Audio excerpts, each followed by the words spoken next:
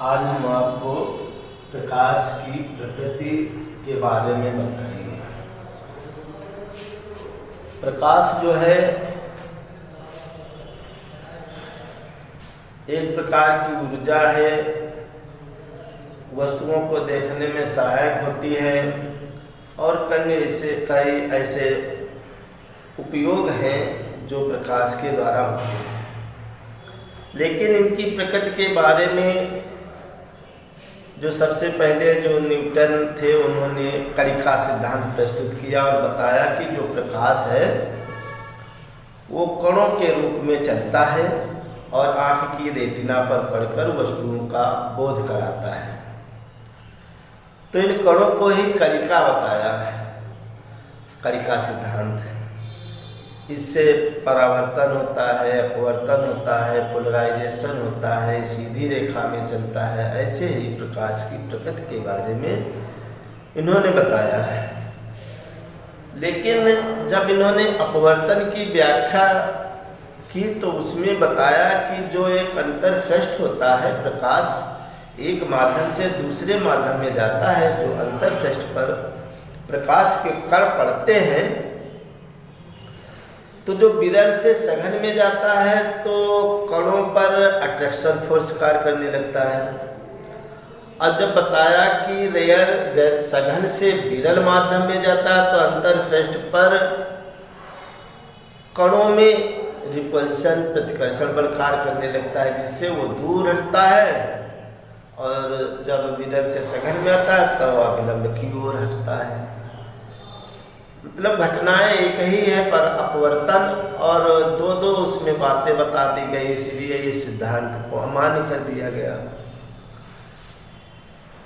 बाद को 1678 के करीब हाइगेंस ने तरंग सिद्धांत प्रस्तुत किया। कहा कि प्रकाश जो है तरंगों के रूप में चलता है,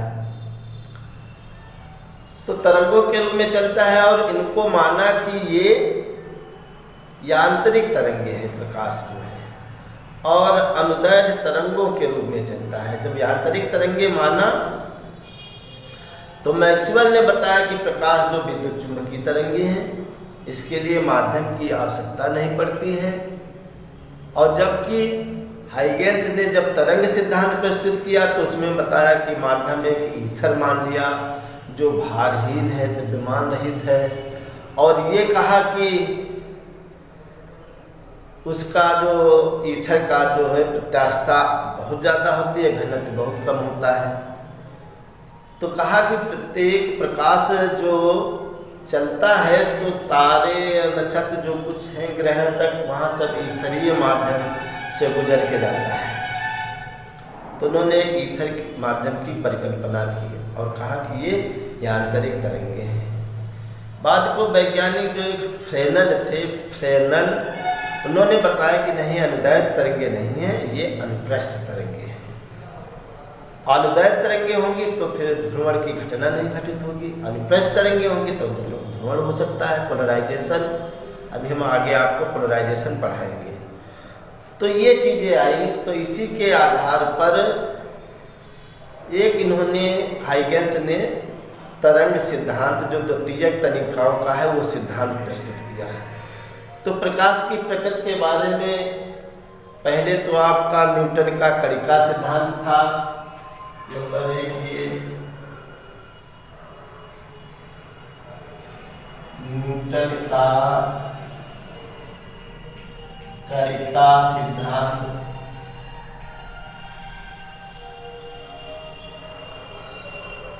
जिसको अमान्य कर दिया गया। और दूसरा जो है वो हाइगेंस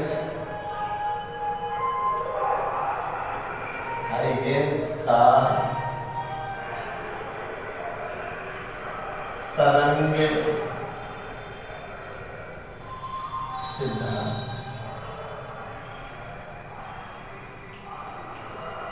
द्वितीय तनिकाओं संबंधी परिकल्पना जो है हाइगेंस का तरंग सिद्धांत। तो ये दो जो है सिद्धांत यहाँ पर आपके चलते हैं। तो नंबर 1 में इनके सिद्धांत से संबंधी हाइगेंस का सिद्धांत क्या है, जब तरंगों के रूप में चलता है तो बताया कि इनकी परिकल्पनाएं थी, उन परिकल्पनाओं को हम एक एक करके आपको बता दे रहे हैं। परिकल्पना, ये परिकल्पनाएं हैं। परिकल्पनाएं क्या थी? तो इन्होंने पहली परिकल्पना ये बताई कि प्रकाश जो है जब किसी माध्यम में चलता है तो माध्यम के कण कंपन करने लगते हैं, या कहें कि जब कोई स्रोत तरंगे उत्पन्न करता है तो माध्यम के कण कंपन करने लगते हैं और माध्यम में समान कला वाले कणों को मिलाकर खींचा गया पृष्ठ तरंगाग्र कहलाता है, और इसके अभिलंबवत जो रेखा अगर हम खींचेंगे तो वो किरण कहलाती है। जैसे ये एक स्रोत हो, ये स्रोत है, ऐसे तरंगे चल रही तो माध्यम के कण कंपन करते हैं, और यहाँ पर अगर हम देखते हैं कि ये समान कला वाले कण हैं तो उनको मिला के जो पृष्ठ खींचेंगे तो ये तरंगाग्र हो गया। ये क्या है? तरंगाग्र। ये तरंगाग्र है। तरंगाग्र की परिभाषा क्या है?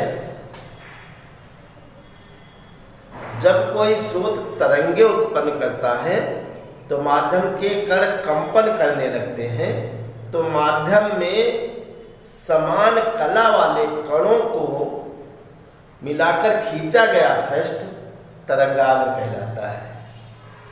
तो ये तरंगाग्र की परिभाषा भी हो गई, और हाइगेंस की परिकल्पना पहली संबंधी ये परिकल्पना जो पहली है वो भी हो गई, और इससे ये जो अभिलंबवत होती है उसे रे कहते हैं।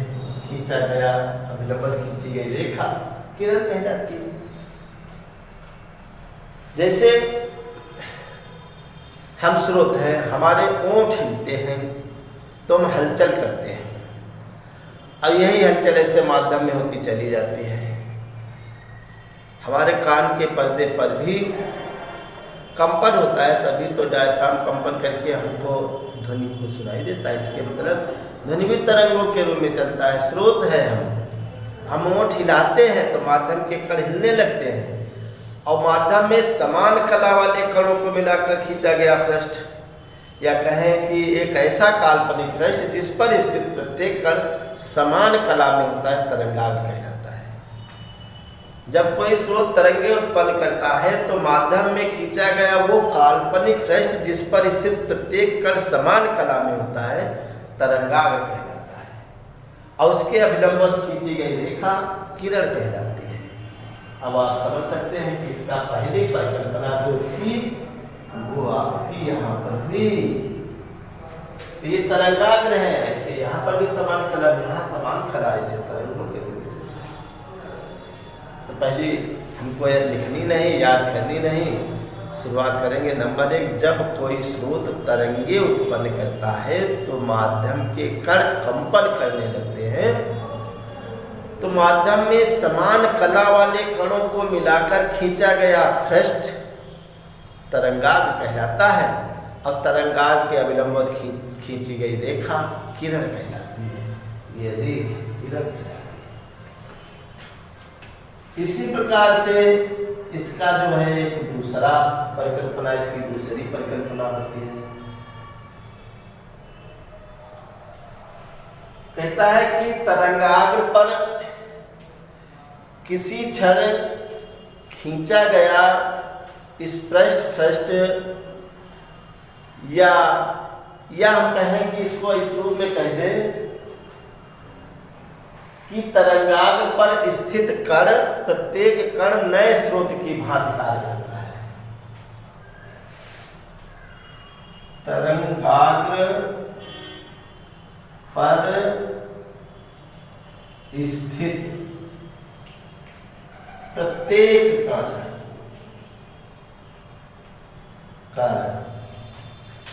नए स्रोत की भांति कार्य करता है, नए स्रोत की भांति कार्य करता है।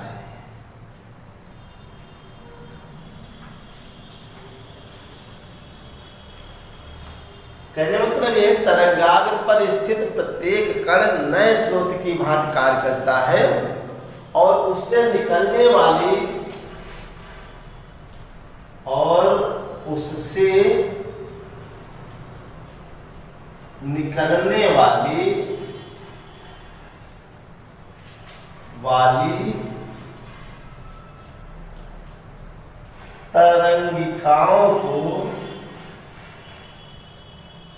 तरंगिकाओं को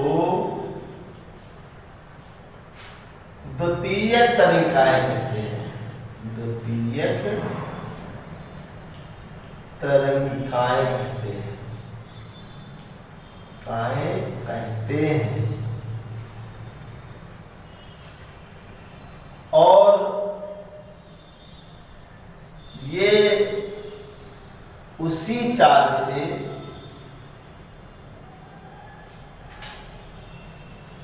आगे बढ़ती हैं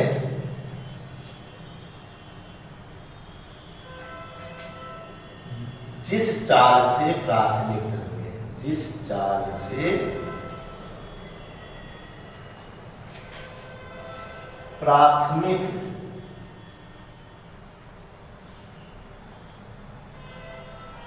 तरंगें चलती हैं।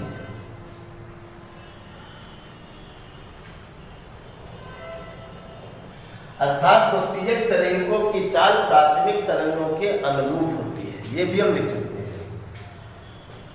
तरंगाग्र पर स्थित प्रत्येक कण नए स्रोत की भांति कार्य करता है और उससे निकलने वाली तरंगिकाओं को द्वितीयक तरंगिकाएं कहते हैं तथा ये उसी चाल से आगे बढ़ती हैं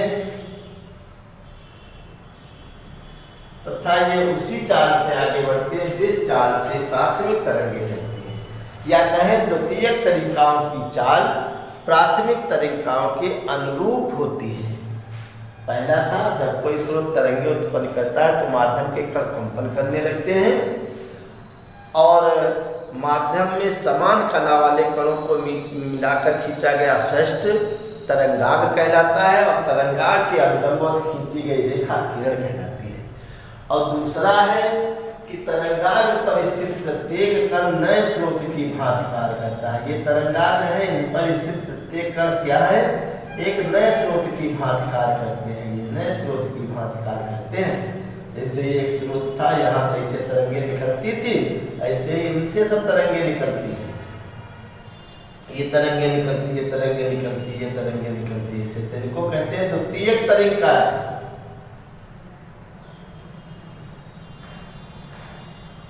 तरंगिकाएं और द्वितीयक तरंगिकाएं जो है वह उसी चाल से चलते हैं जिस चाल से ये प्राथमिक तरंगिकाएं चलती थी। ये प्राथमिक है, ये द्वितीयक है। तो जिस चाल से इसे चलती थी, ऐसे चलती थी, ऐसे चलती थी, ऐसे चलती है। तो ये दो पॉइंट हुए और एक अगला पॉइंट जो इनका है तीसरा, ये किसी क्षण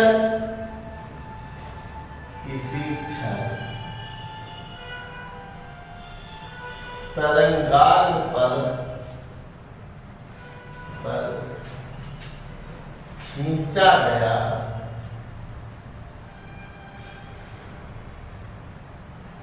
स्पर्श पृष्ठ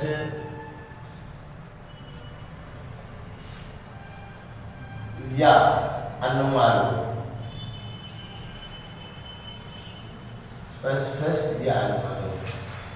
उस क्षण नए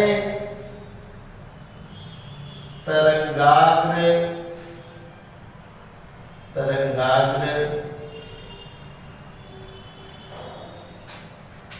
की स्थिति को व्यक्त करता है।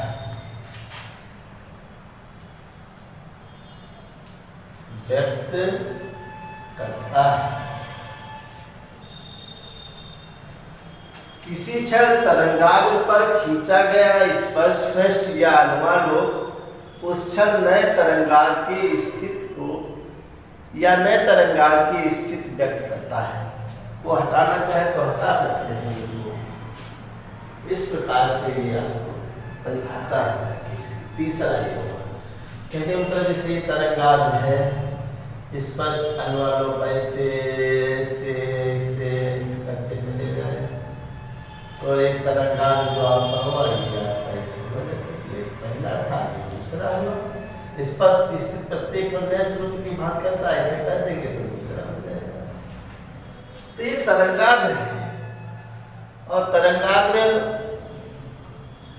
गोलीय तरंगाग्र, बेलनाकार, समतल तरंगाग्र। तो तरंगाग्र जो होते हैं 3 प्रकार के होते हैं। एक होता है गोलीय, एक होता है बेलनाकार, एक होता है समतल। तो इस प्रकार से ये न्यूटन की द्वितीय कणिकाओं संबंधी परिकल्पना हुई। हम एक बार रिवीजन करा दे रहे हैं आपको, 2 मिनट लगेगा। ये जब कोई स्रोत तरंगे उत्पन्न करता है तो माध्यम के कण कंपन करने लगते हैं और माध्यम में समान कला वाले कणों को मिलाकर खींचा गया पृष्ठ तरंगाग्र कहलाता है। अब तरंगाग्र की अविलंबित खींची गई रेखा किरण कहलाती है। तो पहला पॉइंट ये हो गया। और दूसरा पॉइंट ये है तरंगाग्र पर स्थित प्रत्येक कण नए स्रोत की भांति कार्य करता है। उससे निकलने वाली तनिकाओं को द्वितीयक तनिकाएं कहते हैं। और द्वितीयक तनिकाएं प्राथमिक तनिकाओं के ही अनुरूप चलती है, या कहें द्वितीयक तनिकाओं की चाल जो होती है वो प्राथमिक तरंगों की चाल के ही समान होती है, उसी चाल से आगे चलती है। और जो तीसरा पॉइंट है ये है किसी क्षण कोई टाइम पर तरंगाग्र पर किसी क्षण तरंगाग्र पर खींचा गया स्पर्श पृष्ठ या अनुमालोक उस क्षण नए तरंगाग्र की स्थिति को व्यक्त करता है। तो ये हाइगेंस की द्वितीय कणिकाओं संबंधी परिकल्पना है। अब इसमें आता है कि हाइगेंस की द्वितीय कणिकाओं परिकल्पना से संबंधित परावर्तन की व्याख्या कीजिए, अपवर्तन की व्याख्या कीजिए। तो इसमें परावर्तन की व्याख्या हम बता दे रहे हैं। परावर्तन की व्याख्या समझ पा रहे हैं। यह हाइगेंस की जो परिकल्पनाएं हैं इससे संबंधित कहते हैं परावर्तन की व्याख्या कीजिए। ये आपने इस प्रकार से जो बताया इसके आधार पर परावर्तन की व्याख्या कीजिए। परावर्तन होता है जब प्रकाश किसी चिकने तल पर पड़ता है तो वो वापस उसी माध्यम में लौट जाता है। इस घटना को परावर्तन कहते हैं। एक चिकना तल हमने माना, यहाँ पर माना AB एक तरंगाग्र है।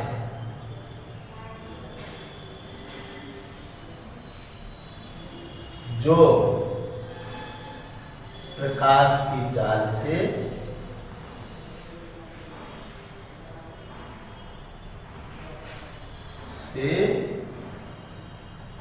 एक जेड डैश चिकने तल पर चिकने तल पर आपतित होता है। आपतित होता है चित्रानुसार।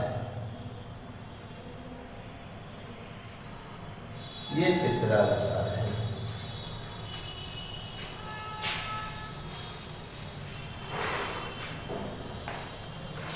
ये एक पृष्ठ है जेड डैश। ये तरंगाग्र है। ये मेरा तरंगाग्र है। ऐसे ए बी, ये भी तरंगाग्र है। ये प्रकाश की चाल से ऐसे आ रहा है। और ये चिकना तल है।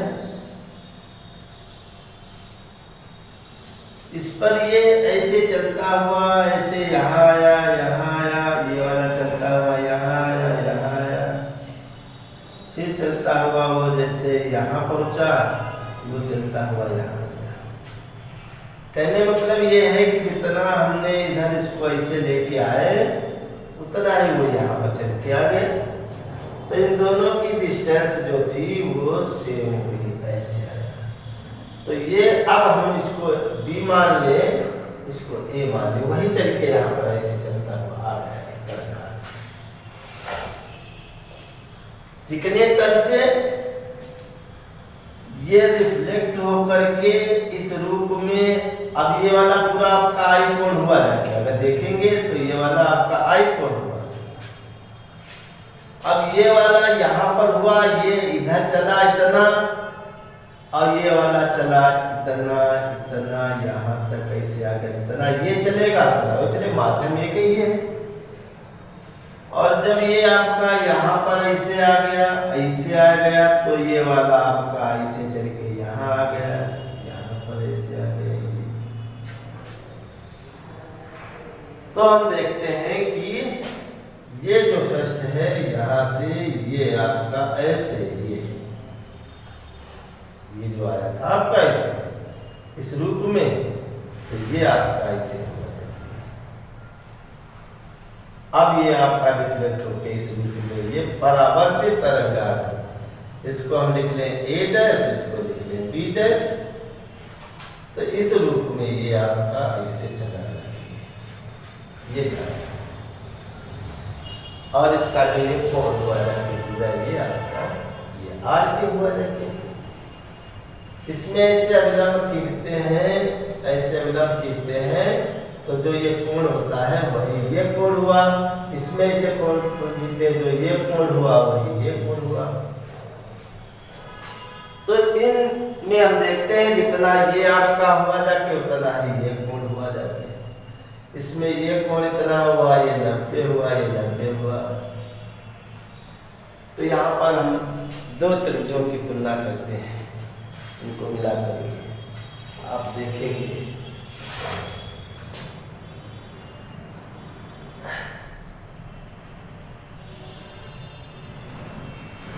ये आपके इसे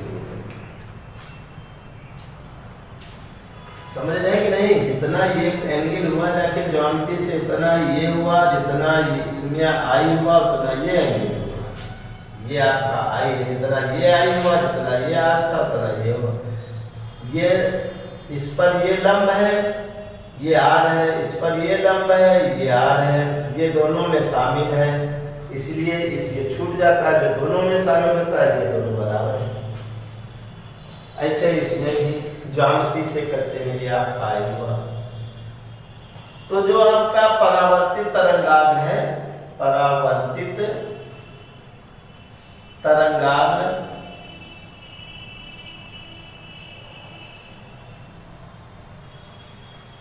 तरंगाग्र वो A dash B dash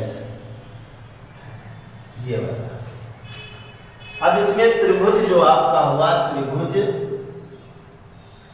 A B A dash व त्रिभुज A B dash A dash से कोण B और कोण B डैश ये समान है, समकोण है। कैसे है? समकोण है। ये दोनों कैसे दे रखे हैं? ये समकोण है। इसमें भुजा A B डैश बराबर B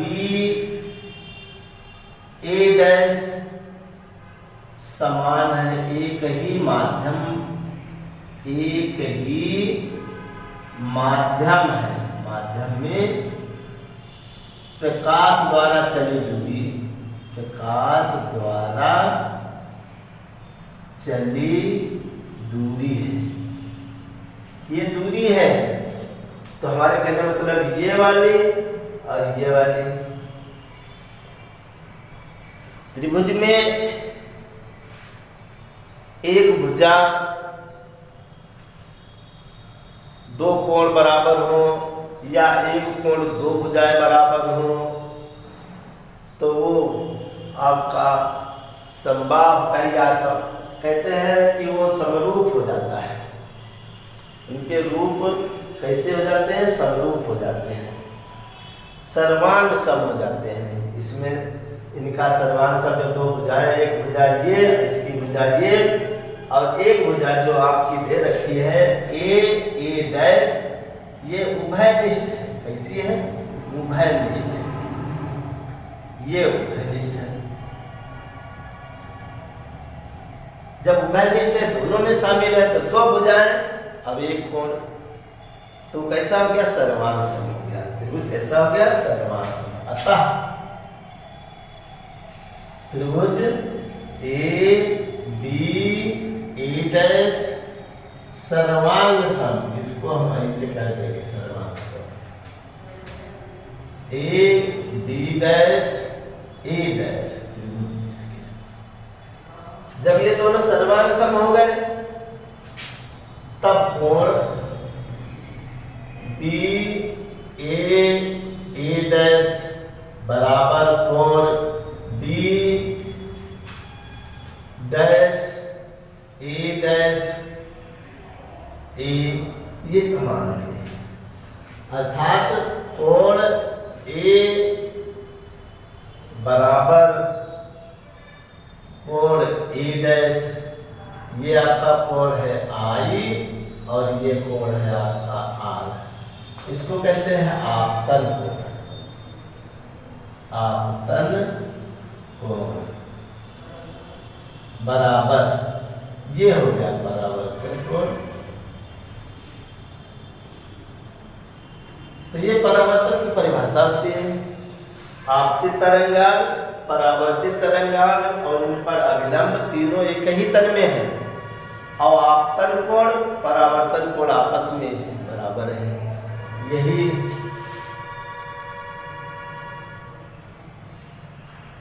परावर्तन के नियम है, परावर्तन का नियम है।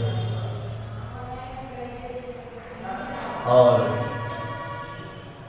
आपतित तरंगांग, आपतित तरंगाग्र व परावर्तित तरंगाग्र